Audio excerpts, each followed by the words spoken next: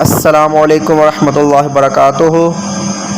پیارے دوستو، پچھلی ویڈیو میں نے آپ کو آپ صلی اللہ علیہ وآلہ وسلم کے آباء و اجداد کے متعلق بتایا تھا، جن میں ان کے والد کا نام، نبی کریم صلی اللہ علیہ وسلم کی والدہ کا نام، دادا کا نام، دادی کا نام، نانا کا نام اور نانی کا نام شامل تھا۔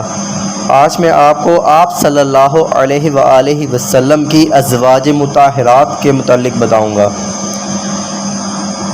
حضرت خدیجہ رضی اللہ تعالی عنہا، حضرت سودا رضی اللہ تعالی عنہا، حضرت عائشہ رضی اللہ تعالی عنہا، حضرت حفصہ رضی اللہ تعالی عنہا، حضرت زینب بنت حارث رضی اللہ تعالی عنہا، حضرت سلمہ رضی اللہ تعالی عنہا، حضرت زینب بنت حبش رضی اللہ تعالی عنہا، حضرت جویریہ رضی اللہ تعالی عنہا، حضرت حبیبہ رضی اللہ تعالی عنہا، حضرت صفیہ رضی اللہ تعالی عنہا، حضرت میمونہ رضی اللہ تعالی عنہا۔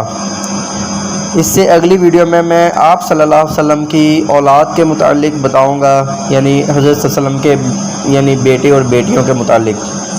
جزاک اللہ۔